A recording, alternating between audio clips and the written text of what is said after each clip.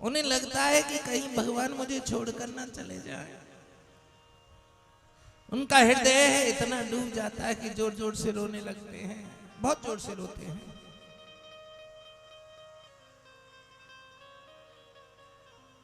कभी लीला के चिंतन में डूब जाते हैं, और जब लीला के चिंतन में डूबते हैं, क्या कहा जाए। एक दिन हिरण्यकश्यप कहने लगा, इधर आ, क्या सीखा है तूने, बता तो सही। तो प्रहलाद कहने लगे, पिताजी तत् साधु मन्ये सुरवर्य देहिना सदा समुद्विग्ने साध्यग्रह हित्वा तं पातं गृहमन्दकूपं वनं गतो यद्रिमाश्रयेत। पिताजी, संसार के प्राणी में और मेरे के झूठे आग्रह में पड़कर सदा ही अत्यंत दुख पाते हैं। ऐसे प्राणियों के लिए मैं यही ठीक समझता हूं कि वे अपने अंधपतन के मूल कारण घास से ढके हुए अंधेरे कुएं के समान इस घर को छोड़कर वन में चले जाएं और भगवान श्री हरि का चिंतन करें। हिरण्यकश्यप ने सुना, तुरंत की तुरंत उसे गोदी से उठाकर फेंक दिया।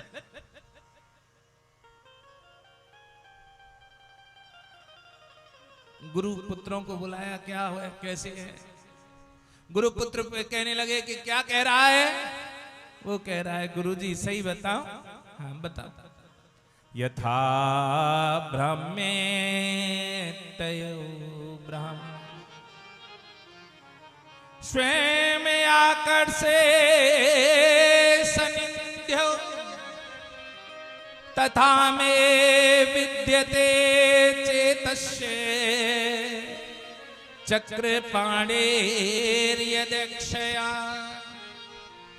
गुरुजी सही सही बताओ, जैसे चुंबक लोहे को अपनी तरफ खींच लेती है, उसी प्रकार से मेरा मन भी भगवान श्री हरि के चरणों में खिंच गया है।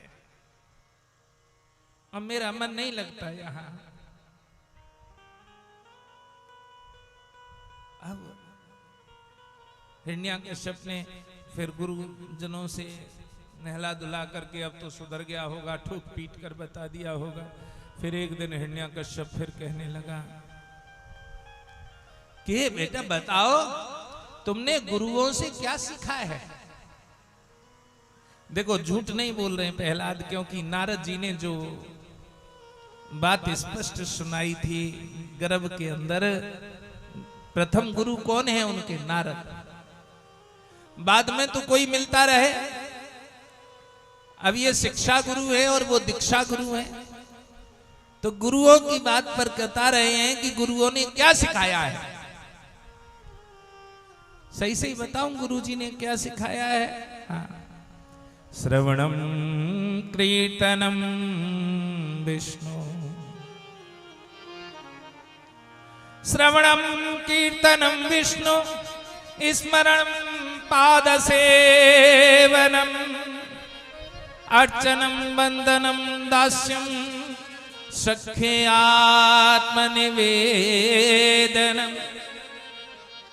पिताजी, विष्णु भगवान की भक्ति के 9 भेद हैं।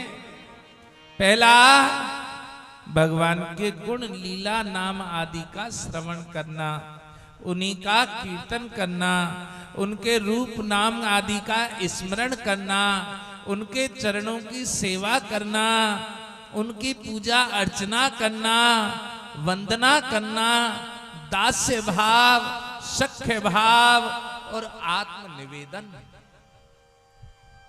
ये भगवान की भक्ति के 9 भेद हैं। अब इन 9 भेदों में से कुछ भी कर सकते हो। इतनी देर में हिरण्यकश्यप को क्रोध आया। उन्होंने कहा, रे नीच ब्राह्मण, तुम ये क्या सिखा रहे हो। क्योंकि उसका तो भगवान से वैर है, हरि से वैर है। और गुरु पुत्र कह रहे, महाराज हमने कुछ नहीं सिखाया है, आपके पुत्र को सिखाते कुछ है, बोलता कुछ है, पता नहीं इसकी दृष्टि और बुद्धि दोनों कहां रहती हैं। आज यहां पर ले गए हैं और आज प्रहलाद को यातनाएं दी जा रही हैं। कभी उसे पहाड़ पर ले जाया जाता है और कहीं उसे भूमि पर पटका जाता है।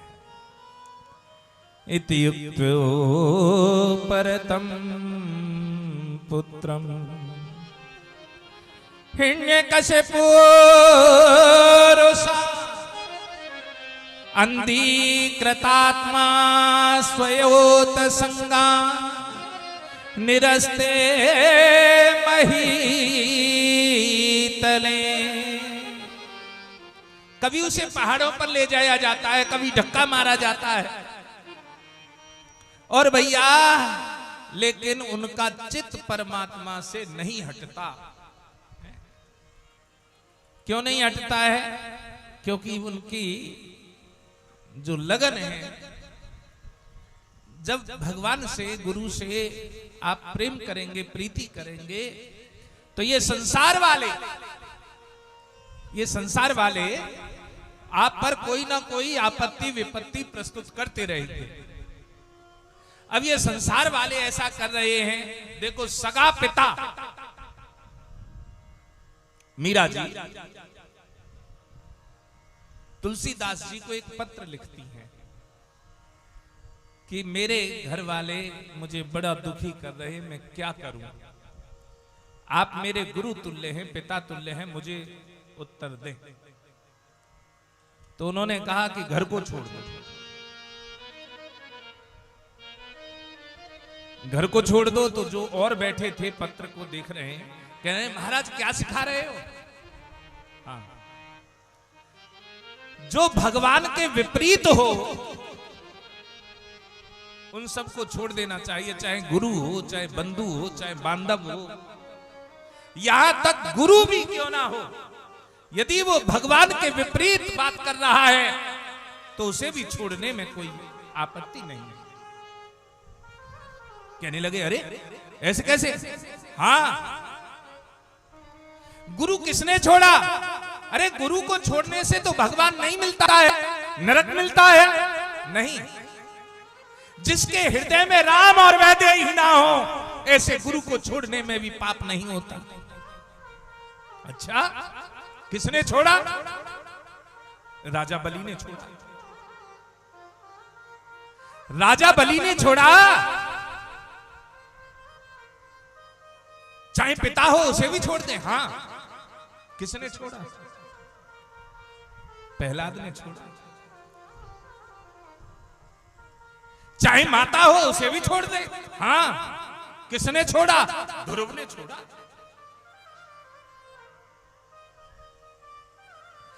तुम्हारा कितना भी सगा संबंधी क्यों ना हो, यदि उसकी भगवान के श्री चरणों में प्रीति ना हो तो उसे छोड़ने में कोई दुख नहीं करना चाहिए।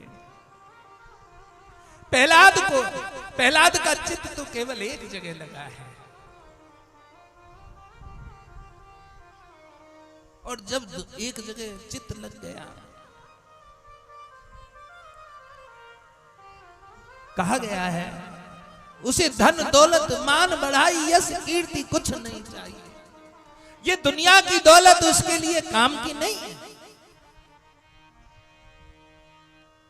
दुनिया की दौलत काम की होती तो शायद कुछ और सोचता है। उसे कुछ अच्छा लगता ही नहीं है।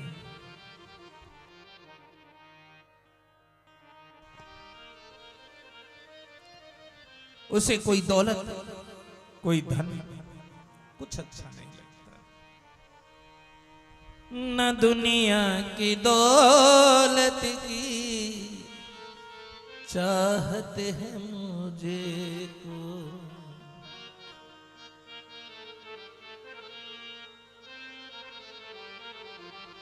भक्त कहता है न दंतो भैरवाना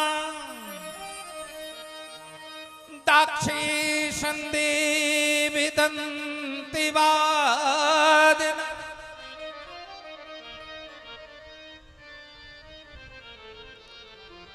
आसीनं चाहननं शूलिं प्रहलादं सर्वं मशो। प्रहलाद का चित्त तो भगवान में लगा हुआ है।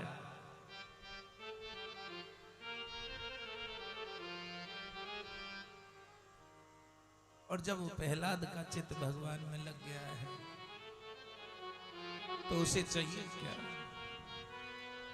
कुछ और चाहने की लालसा ही नहीं। न दुनिया की दौलत की चाहत है मुझको, तुझी में समाने को जी चाहता है। तुझी में समाने को जी चाहता है। तुझी में समाने को, तुझी में समाने को जी चाहता है।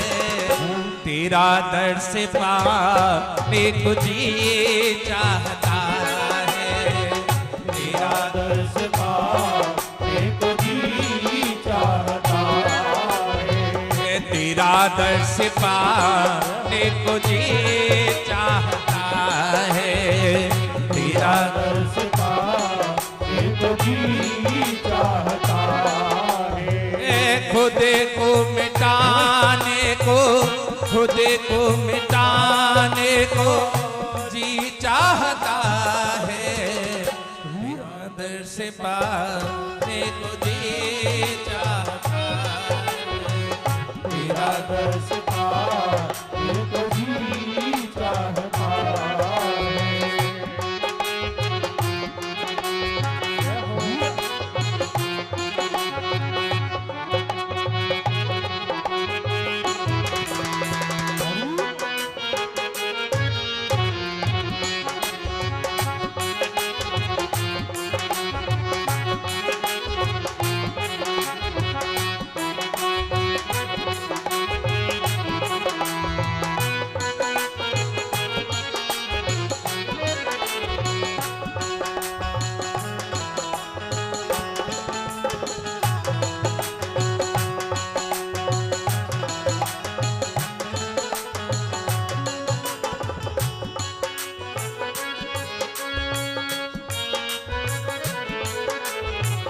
न दुनिया की दौलत की चाहत है मुझको, न दुनिया की दौलत की चाहत है मुझको। न दुनिया की दौलत की चाहत है मुझको। न दुनिया की दौलत की चाहत है मुझको। तुझी में समाने को जी चाहता है। तुझी में समाने को जी चाहता है। तुझी में समाने को, तुझी में समाने को जी चाहता है। तुझी में समाने को जी चाहता है। तेरा दर्श पाने को जी चाहता है। तेरा दर्श पाने को जी चाहता है।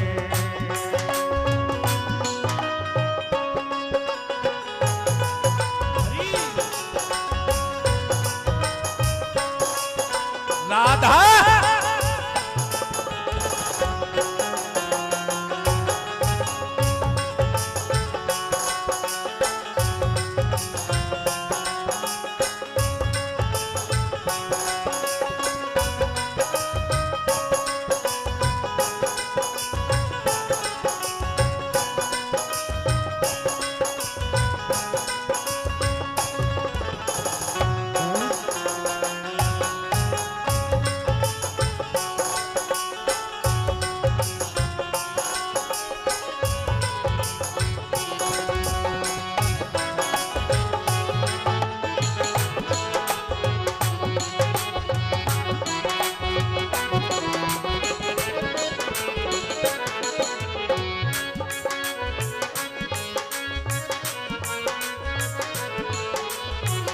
बहे श्याम तेरी मोहब्बत का दरिया, बहे श्याम तेरी मोहब्बत का दरिया, बहे श्याम तेरी मोहब्बत का दरिया, बहे श्याम तेरी मोहब्बत का दरिया।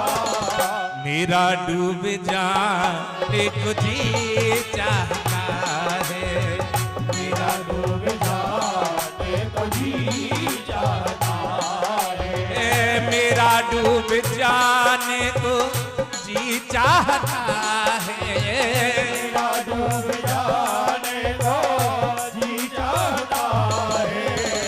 तेरा दर्द से पाने को जी चाहता है, तेरा दर्द से पाने को जी चाहता है।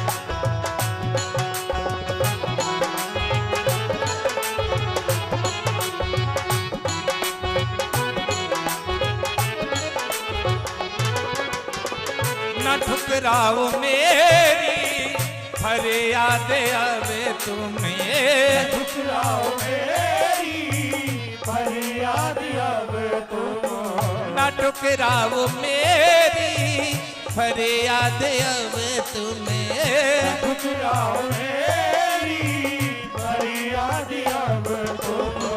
तुझी में समाने को जी चाहता है, तुझी में समाने को जी चाहता है, तुझी में समाने को, तुझी में समाने को जी चाहता है, तुझी में समाने को जी चाहता है। तेरा दर्द से पाने को जी चाहता है, तेरा दर्द पाने को जी चाहता है, तेरा दर्द पाने को जी